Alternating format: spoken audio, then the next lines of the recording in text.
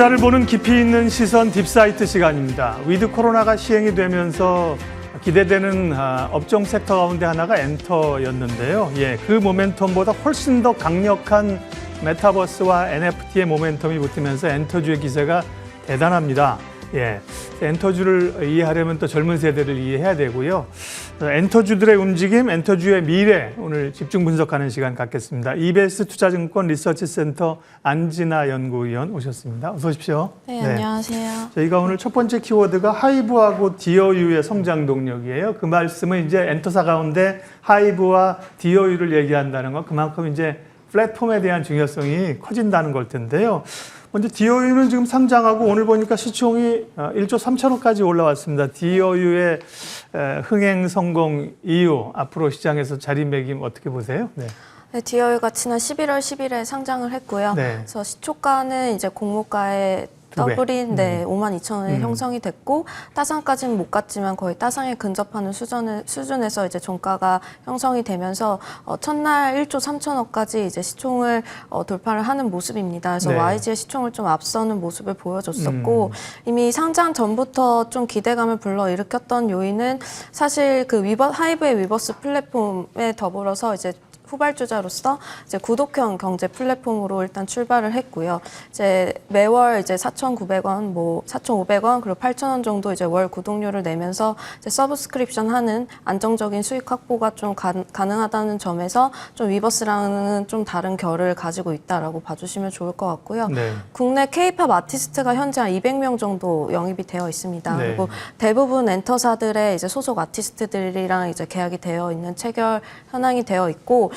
기간이 2023년에서 2024년까지 예정이 되어 있습니다. 그래서 아티스트 IP를 지속해서 확보해 나가고 있는 추세이고 추후에는 이제 지역별로 봤을 때 아시아 비중이 한 75% 정도 돼요.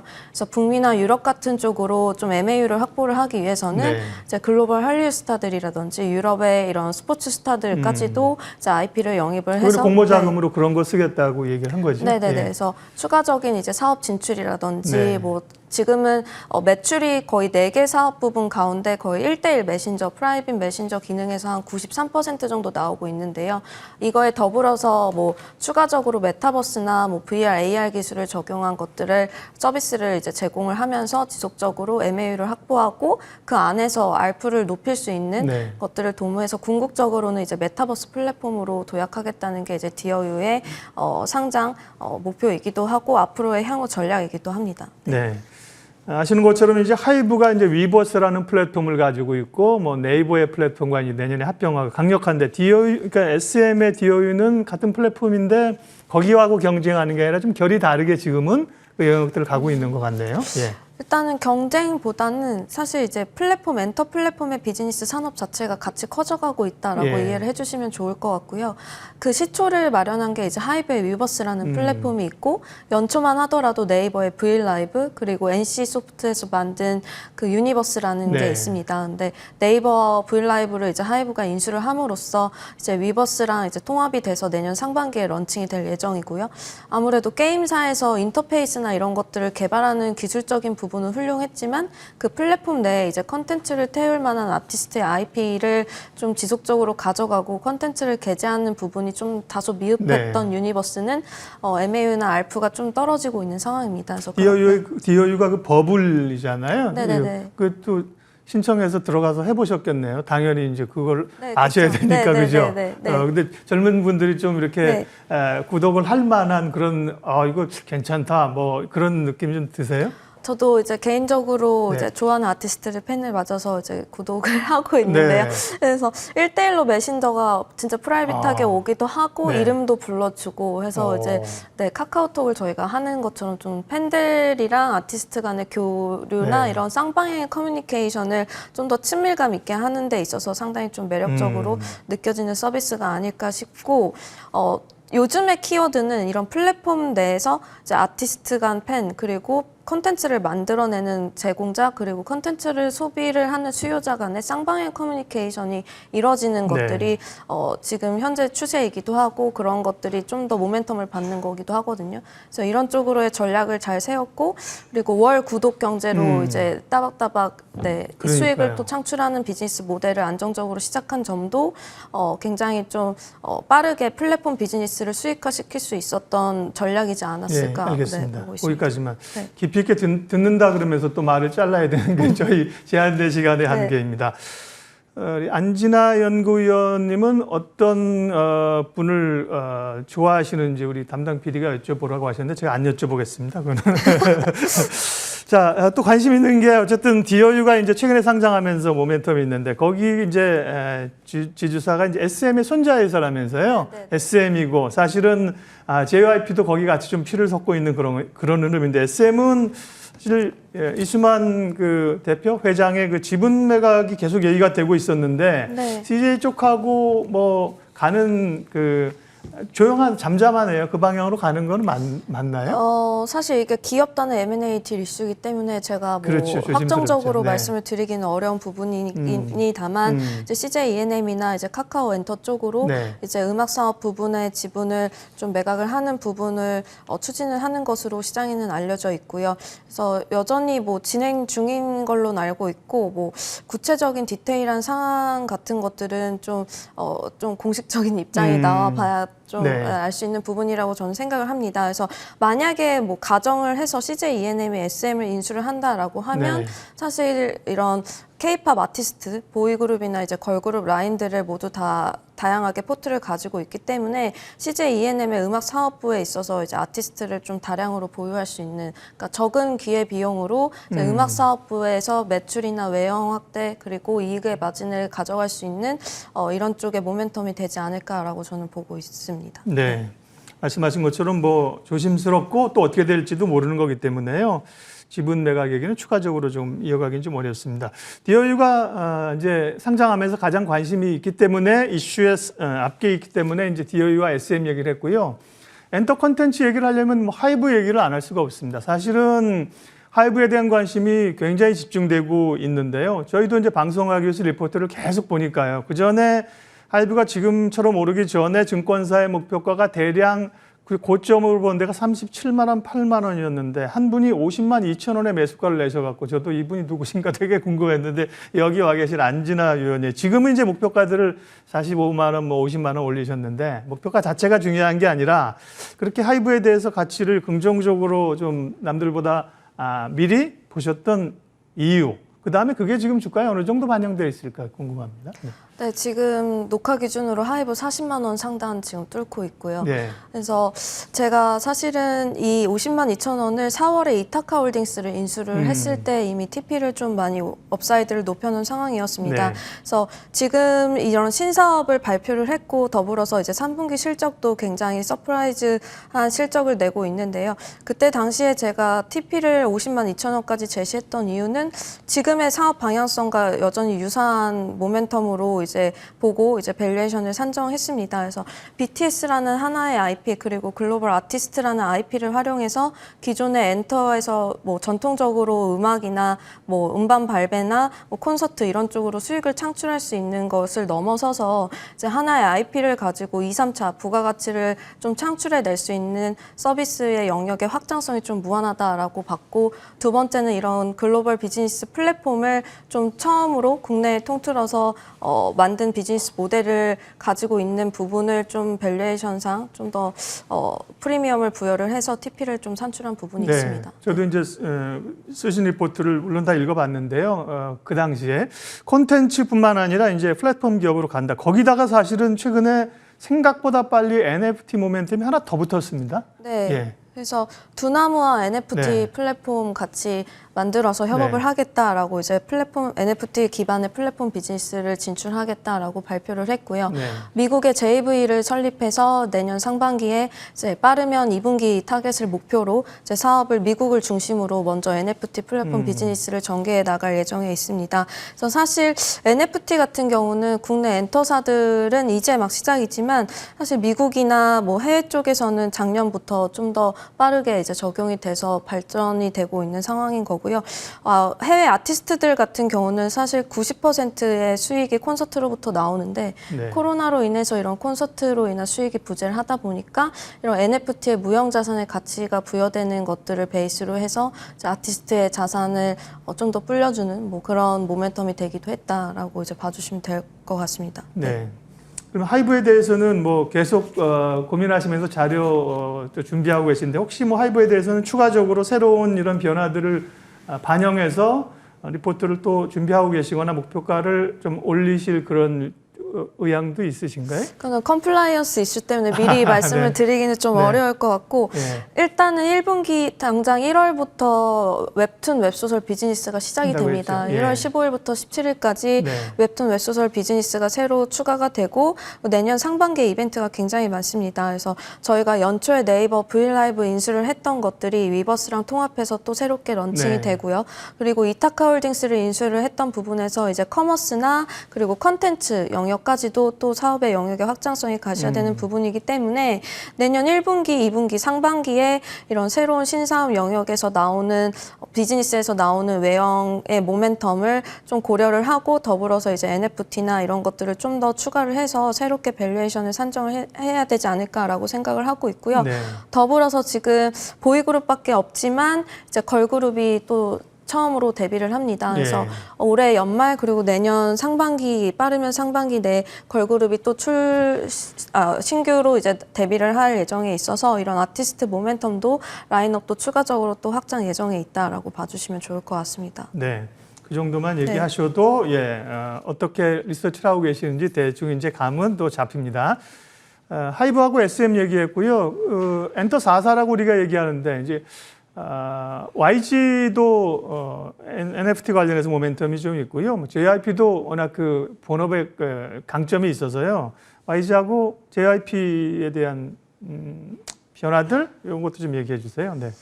네, 그래서 YG는 어제 실적이 나왔는데 네. 사상 최대 분기 실적을 냈고요. 네. 그래서 아무래도 좀 글로벌 팬덤이 있는 블랙핑크의 활동의 영향으로 뭐 상반기에는 사실 솔로의 활동이 있었고요. 이제 하반기에는 이제 블랙핑크의 완전체가 예정이 있습니다. 그리고 좀 콘서트 오프라인 재개 모멘텀이 붙으면서 앞으로도 이런 MD 굿즈나 오프라인 공연 쪽으로 좀 더 외형 확대 모멘텀이 있다라고 봐주시면 좋을 것 같고 3분기 실적 자체는 매출액도 860억 원으로 YOY 한 30% 전년 동기 대비 30% 정도 증가하는 모습이고요. 영업이익 또한 이제 173억 원으로 이제 370% 정도 증가하는 모습입니다. 그래서 대부분 이런 매 분기마다 계속해서 이제 실적 서프라이즈를 내고 있는 상황인 거고 코로나임에도 불구하고 이런 유튜브나 뭐 디지털 매출 쪽 그리고 광고나 이런 간접 매출 쪽으로도 여전히 실적이 견조하고 MD나 굿즈 판매도 아티스트의 팬덤에 이제 연동해서 꾸준하게 이제 실적에 좀 기여를 하고 있는 모습이다라고 봐주시면 좋을 것 같습니다. 네, 엔터주 얘기하고 있습니다. 이베스트 투자증권 안진아 연구위원 만나고 있는데요. 네, 엔터의 미래 사실은 우리 K 콘텐츠 경쟁력이 뭐 엄청나게 크지 않습니까? 그러면 지금 엔터주는 좋은 건 아는데 많이 오른 거 아니에요? 사도 됩니까? 어떤 걸 가장 좋게 보십니까? 그 질문은 마지막에 하도록 하겠고요. 예, 두 번째 키워드는 이제 OTT 얘기를 좀 하겠습니다. 콘텐츠 쪽으로 조금 더 확장하는 거죠. 오징어 게임의 영향력은 우리가 다 잘 알고 있는 거고요. 그 OTT가 이제는 뭐 애플 TV, 디즈니 플러스 다 들어오고 있는데 그런 OTT로 영역을 좀 넓히면 콘텐츠 가운데는 그래도 가장 좀 시청도 그렇고 안정적인 그룹이 이제 CJ ENM 아닙니까? CJ ENM에 대해서 어떻게 보세요? CJ ENM 같은 경우는 굉장히 좀 안정적으로 이런 컨텐츠 사업을 미디어 쪽을 영위를 하고 네. 있고, 스튜디오 드래곤 같은 경우는 컨텐츠 제작사로 봤을 때 연간 기준으로 한 30편 내외 정도 이제 드라마를 제작하는 컨텐츠 제작사다라고 봐주시면 좋을 것 같습니다. 네. 거기에 더불어서 이제 자체 플랫폼인 OTT 플랫폼인 티빙도 가지고 있기 때문에 컨텐츠 제작부터 그리고 전통적인 지상파 채널 그리고 더불어서 OTT 플랫폼까지 좀 수직 계열화가 가능한 종합 컨텐츠 엔터사라고 봐주시면 좋을 것 같고요. 그럼에도 불구하고 주가상으로 좀 더 모멘텀을 받는 거는 굉장히 좀 무겁게 움직인다라고 네. 저는 보고 있고, 굉장히 기획이나 컨텐츠 경쟁력이 뛰어나지만 그만큼 좀 시장에서는 좀 많이 저평가되고 있다는 판단입니다. 그래서 글로벌 OTT들이 이렇게 진출을 하는데 그럼 수혜는 왜 대장주임에도 불구하고 스튜디오 드래곤이나 CJ ENM 같은 애들의 주가 움직임은 생각보다 좀 미미한가를 네. 되짚어 봤을 때 사실 글로벌 OTT들이 진출했을 때 수혜를 직접적으로 받을 수 있는 컨텐츠 제작사들은 대형 제작사보다는 중소형 제작사들에게 네. 기회가 많다라고 저는 생각을 하고 있고요. 넷플릭스를 기반으로 시작으로 이제 오리지널 컨텐츠에 대한 확보의 경쟁이 치열해지면서 사실상 좀 이런 드라마의 제작비 그리고 컨텐츠의 제작비가 좀 부담이 되었던 중소형 제작사들에게 예. 한 번 더 이제 이런 제작비나 원가 걱정 없이 좀 더 양질의 퀄리티를 이제 만들어낼 수 있는 기회가 많이 제공이 되었다라고 생각이 되고 있고요. 그래서 뭐 컨텐츠를 판매하는 단가 협상이라든지 그리고 만들어내는 수요는 굉장히 좀 많아지고 있기 때문에 이런 대형 제작사보다는 중소형 제작사 중심으로 좀 많이 돌아갈 것으로 보인다. 그런 흐름은 그러면 당분간은 조금 더 가는 것 같다. 네네. 그래서 아무래도 그래서 뭐 디즈니 플러스가 오늘 또 런칭이 한국에 됐는데요. 지속해서 이제 매일 이슈가 나오고 있는 상황에서 업데이트를 드리자면 사실 이 디즈니 플러스의 컨텐츠를 싣는 것들도 이제 중소형 제작사에서 만든 오리지널 컨텐츠를 실어서 이제 판매를 하는 뭐 이런 쪽의 흐름이 좀 강하기 때문에 아무래도 대형 제작사 그리고 자체적으로 플랫폼을 가지고 있는 CJ ENM보다는 이런 새로운 시장에 진출을 하고 뭐 애플 TV도 그렇고 나중에 추후에는 뭐 아마존 프라임까지도 들어올 수 있는 상황에서 이런 중소형 제작사들 위주로 먼저 좀 더 주가는 반응하는 것으로 보고 있습니다. 그러니까요. CJ ENM이나 스튜디오 드래곤 같은 경우가 훨씬 더 좀 안정적이라고 보이는데 주가 상승은 뭐 제2 콘텐츠나 말씀하신 중소형 제작사 지금 뭐 뉴 A스토리 이런 종목이 훨씬 더 강력하게 움직였거든요. 그게 이제 이 OTT 업체들이 들어오면서 그에 따른 수요 이런 변화들이 있었는데 그 차별화가 좀 갭이 있지 않습니까? 근데 당분간은 중소형 제작사 쪽을 더 좋게 보셨습니다. 네. 자, 그러면 말씀드린 것처럼 이제 엔터주의 미래가 새로운 기술 변화까지 힘입어서 대단히 강력한데 문제는 주가가 좀 많이 오른 거 아니야? 이런 생각도 좀 갖게 되지 않습니까? 그래서 엔터주하고 미디어 업종 가운데 안진아 위원님 최선호 좀 말씀해 주십시오. 네. 저는 엔터 중에 가장 좀 지속적으로 탑픽을 꽂고 있는 거는 이전부터 하이브를 말씀을 지속해서 드리고 있고요. 항상 하이브는 비싸다고 하시는 것 같아요. 20만 원 중반일 때도 너무 올랐다. 30만 원 중반일 때도 너무 비싸다. 근데 지금 또 40만 원을 뚫고 올라가는 모습을 보여주고 있는데요. 엔터가 단순히 그 음악의 영역에만 그치는 게 아니라 추후에는 뭐 미디어나 컨텐츠 그리고 인터넷 게임까지 컨텐츠의 영역을 전반을 좀 아우르면서 국경이나 지역을 넘나드는 이런 사업 진출까지도 그런 식으로 NFT나 뭐 이런 메타버스나 가상의 공간 현실에서는 상방향으로 이제 모니타이제이션을 시킬 수 있는 확장성이 무한하다라고 저는 생각을 하고 있습니다. 그렇기 때문에 밸류에이션 자체도 성장주에 대한 고민을 좀 다시 해봐야 될 시점이라고 생각을 하고 있고요. 그래서 그런 면에서 보면 하이브 최선호주 말씀드리고 있고 차선호주는 SM 정도 말씀을 드리고 있고요. 미디어 같은 경우는 컨텐츠 이런 산업단에서 이런 글로벌 OTT들이 진출을 했을 때 그런 OTT형 플랫폼의 니즈가 가장 높은 쪽인 뉴나 키이스트 중심으로 이제 말씀을 드리고 있습니다. 네.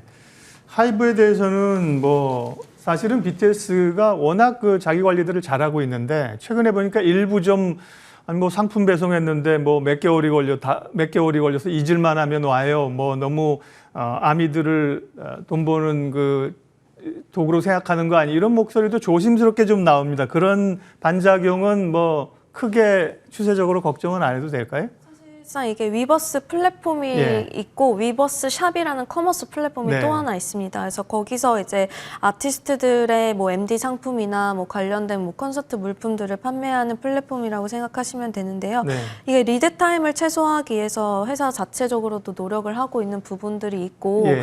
근데 아무래도 좀 아티스트의 그 활동 시기에 맞물려서 제작의 상품이 들어가기 때문에 미리 선주문을 받아서 제작을 하면 그 앨범 발매 시기나 뭐 아니 앨범의 컨셉이나 이런 것들이 스포가 될 확률이 높습니다. 그래서 시기적으로 이런 활동이 공식적으로 이제 런칭이 된 이후에 네. 이제 제작이 들어가고 주문을 받기 때문에 좀 그런 한정된 시간 안에 그리고 너무 많은 다수의 물량이 좀 한 번에 몰리다 보니까 네. 이런 것들을 좀 소화시키는데 좀 물리적으로는 차질이 있는 거는 사실이고요. 네. 회사 측에서도 이걸 인지를 하고 있고 최대한 좀 리드 타임을 최소화시키려고 노력을 하고 있는 것으로 알고 있습니다. 네. 그래서 이런 불만들이 나왔을 때 회사의 대처 능력도 저는 중요하다고 중요하죠. 보는데 네, 네. 바로 이런 것들이 나왔을 때는 시인을 하고 뭐 전품 뭐 이제 네. 뭐 이렇게 환불 처리를 해준다든지 뭐 빠른 신속한 대응은 비교적 이루어지고 있는 상황이라서 네. 그 대단히 중요하죠. 어떻게 반응하는가가 네, 뭐 네. NC사를 네, 보더라도 그렇죠. 그렇고 그러죠. 네, 그냥 네. 흘려 보내면 시장은 사실 등 돌리는 거거든요. 네. 근데 BTS 군대 가는 문제도 어쨌든 굉장히 그 부담 그런 것들은 그러니까 전체 다른 그룹들로 이제 채우고 또 요즘도 미리 뭐 제작해서 이렇게 하고 그럴 수 있다면서요? 네, 군입대 네. 이슈를 또 많이들 물어보시는데 네. 사실 뭐 알 수 없는 문제이고 예, 예. 뭐 공개되기 전까지는 근데 가더라도 그 공백기를 최소화할 수 있을 만한 이런 미리 앨범을 사전 제작을 한다든지 뭐 이런 것들을 뭐 회사 측에서는 준비를 하고 있는 상황인 거고요. 네, 그렇습니다. 그래서 공백기를 좀 최소화할 수 있는 방향으로 아무튼 예. 컨텐츠를 미리 선 제작하고 콘서트 같은 경우도 최대한 좀 리오프닝 되는 지역에서는 할 수 있는 한 많이 네. 공연을 하려고 준비를 하는 것으로 알고 있습니다. 알겠습니다. 하다 보니까 하이브 얘기를 많이 했습니다. 왜냐하면 이제 안진아 위원님의 최선호주가 하이브이기 때문에 그렇고요. 아마 뭐 아까 얘기한 이제 컨플라이언스 사내에서의 이제 규정 이런 것 때문에 뭐 특별하게 뭐를 지금 리포트를 쓰고 있다 어떻게 목표가를 올릴게 이런 계획은 말씀 못 하시는 게 당연하고요. 다만 뭐 오늘 말씀하신 거에 근거해서 작업들을 또 열심히 하고 계시지 않을까 저는 그렇게 좀 추론을 해보고요. 가장 중요해 하시는 부분만 한 20초 정리하면요. 엔터주 가운데 하이브를 이제 최선호주로 보고 계시고요. 그다음에 SM 미디어주 가운데 뉴하고 키스트를 말씀을 하셨습니다. 예, 딥사이트 엔터주의 흐름들 점검했습니다. 이베스트 투자증권 리서치센터 안진아 연구위원 오늘 함께해 주셨습니다. 고맙습니다.